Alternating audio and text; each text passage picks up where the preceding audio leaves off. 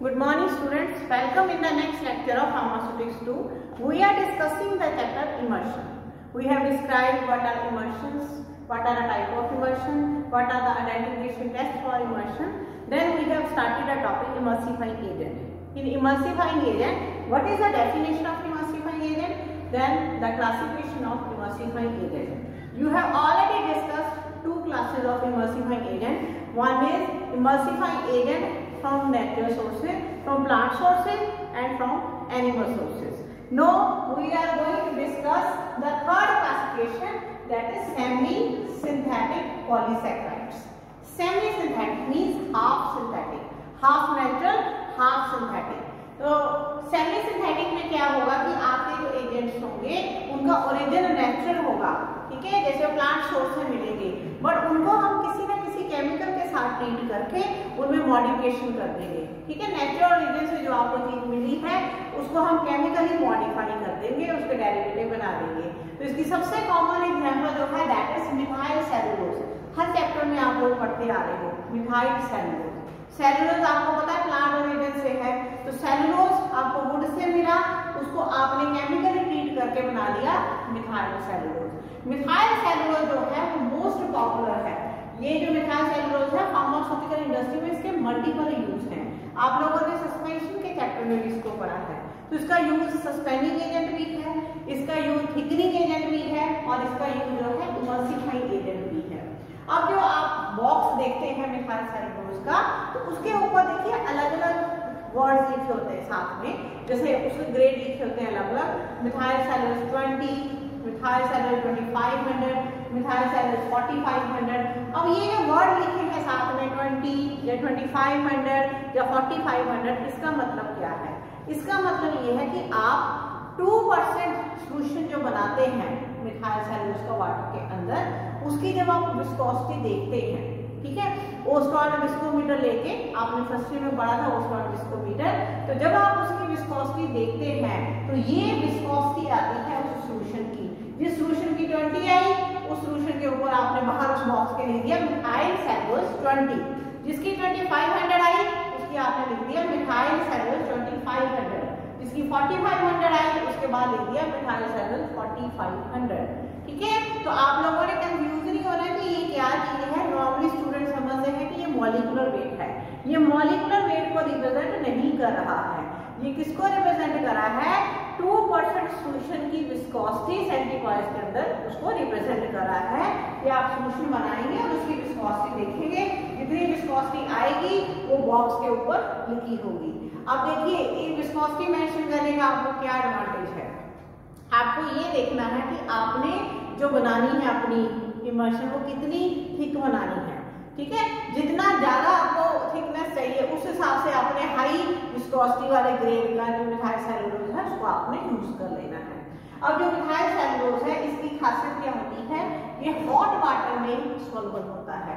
तो ये जो टेक्निक होती है ना हॉट वाटर में सॉल्युबल करके उसको म्यूसलेज बना के, इस टेक्निक से आप बड़ी फास्ट इमल्शन बना सकते हैं। तो इसको हम इस तरीके से यूज करते हैं।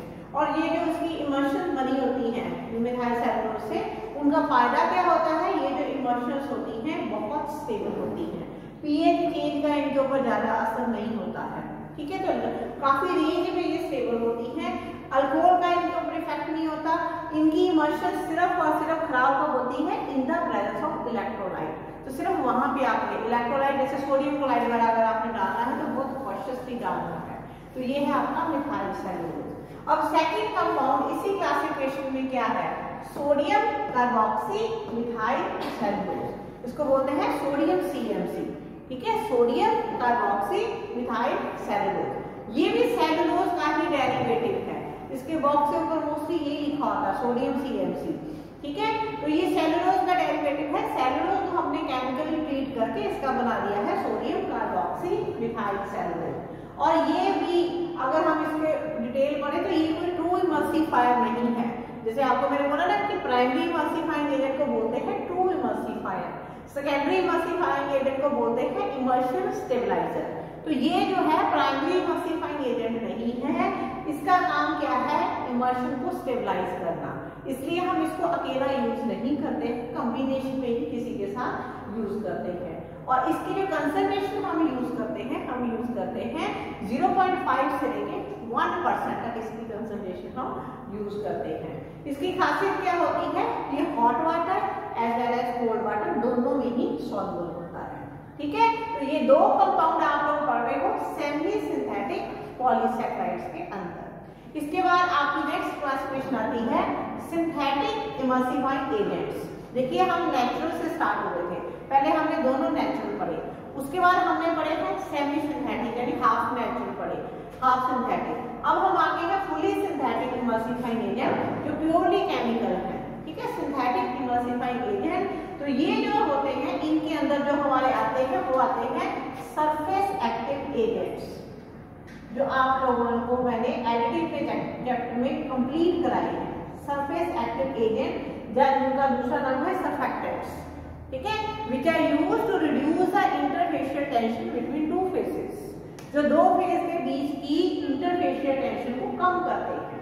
तो सरफेस एक्टिव एजेंट्स, ये मैंने आपको फर्स्ट ईयर में भी कराया है, तो आपको बताया भी था कि सर्फ जो है वर्ड ई से ड्राइव हुआ है। सर्फ क्या करता है, सर्फ कपड़े के डस्ट की और वाटर के बीच की टेंशन को रिमूव करता है, उससे वो क्लोथ वॉशिंग में हेल्प करता है, एज ए डिटर्जेंट उसका वर्क हो जाता है। तो सरफेस एक्टिव एजेंट क्या करते हैं, कोई दो फेज के बीच की इंटरफेशियल टेंशन को रिड्यूस करते हैं।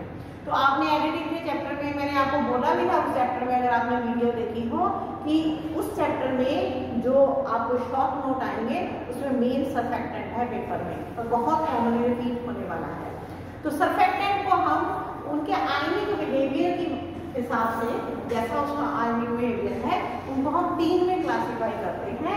First is anionic, cationic and non ionic. ठीक है, एनायनिक जो एक्वस सॉल्यूशन के अंदर लार्ज एनायन फॉर्म करते हैं, नेगेटिवली चार्ज आयन को फॉर्म करते हैं। तो बहुत सारे इसके एग्जांपल हैं, जैसे एल्कीली मेटल सोप्स हैं, ठीक है, सल्फेटेड अल्कोहल है, सल्फोनेट्स हैं, ये एनायनिक की एग्जांपल है।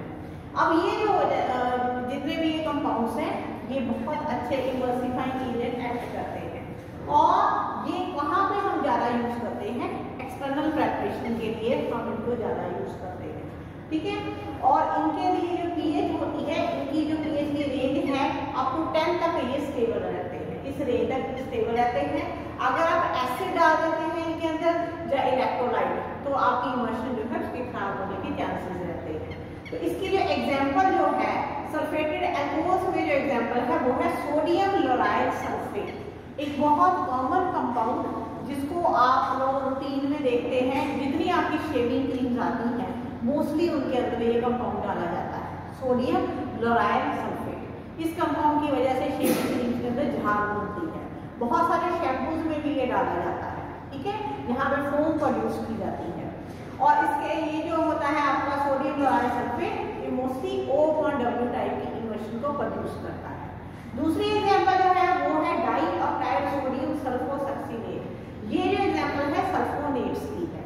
ठीक है, ये कंपाउंड भी काफी यूज होता है और ये जो कंपाउंड है ये कहाँ यूज होता है, टॉपिकल प्रेपरेशन में भी, यानी एक्सटर्नल यूज की प्रेपरेशन में भी।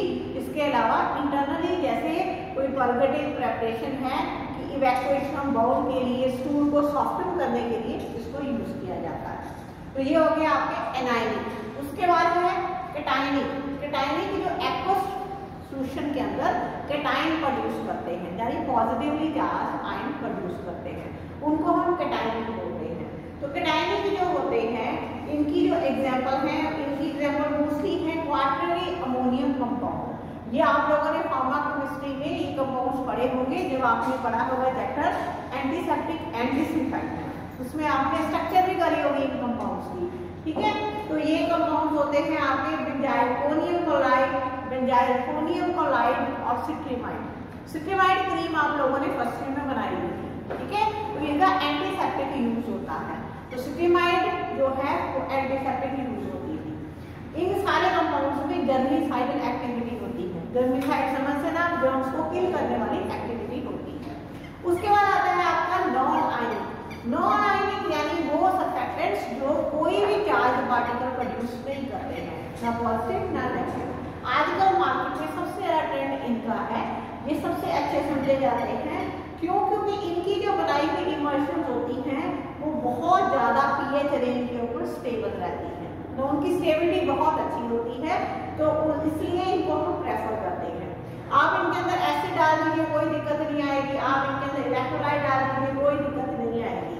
तो इसमें ये सबसे कॉमनली यूज होते हैं, नॉन आयनिक के अंदर यूज होते हैं ग्लिसराइल एस्टर, जैसे ग्लिसराइल मोनोस्टीरेट, पॉलीऑक्सीथीन ग्लाइकोल एस्टर, ईथर या सॉर्बिटल फैटी एसिड ईथर जैसे सॉर्बिटल मोनोपामीटेट, ये एग्जांपल्स हैं आपकी नॉन आयनिक की। तो जब भी आपने पेपर में अटेम्प्ट करना है, एग्जाम्पल लिखनी बहुत जरूरी है। जो भी आप क्लासिफिकेशन लिखेंगे सामने उसके एग्जाम्पल लिखनी बहुत जरूरी है, ठीक है। इसके बाद हम आते हैं फिफ्थ क्लासिफिकेशन के ऊपर, इनऑर्गेनिक इमल्सिफाइंग एजेंट्स। कुछ ऐसे इनऑर्गेनिक कंपाउंड्स जिनको हम एज इमल्सिफाइंग एजेंट यूज करते हैं। एग्जाम्पल है जैसे मिल्क ऑफ मैग्नीशिया, ठीक है, आप जानते हैं मैग्नीशियम हाइड्रोक्साइड को बोलते हैं। फिर है magnesium oxide, magnesium trisilicate, magnesium aluminium silicate और बेंटोनाइट। ये कुछ कंपाउंड्स हैं जिनको हम इनऑर्गेनिक कंपाउंड्स हैं जिनको हम यूज करते हैं as emulsifying agent in pharmaceutical preparation.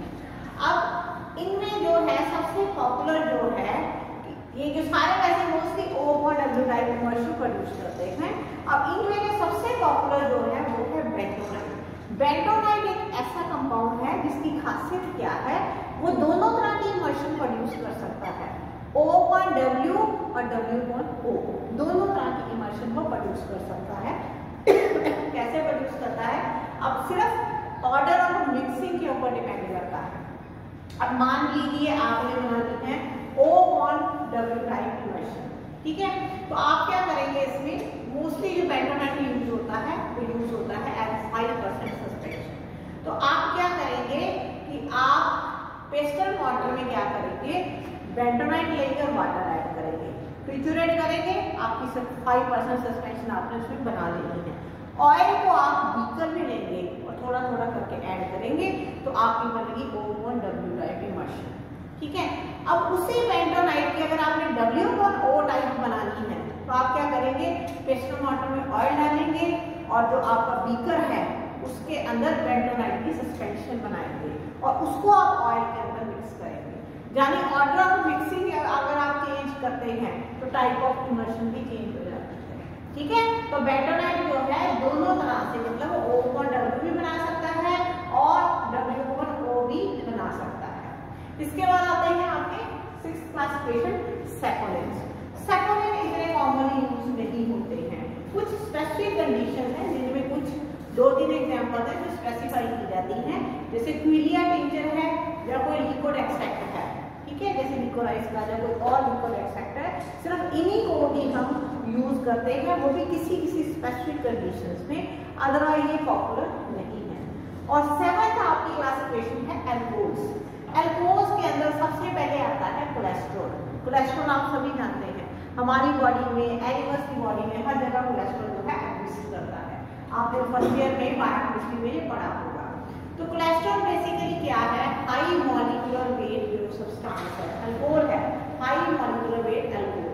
और ये जो यूज होता है इसके साथ और भी बहुत सारे ऐसे high molecular weight alcohol use होते हैं अपने स्टेबलाइजिंग एक्शन की वजह से।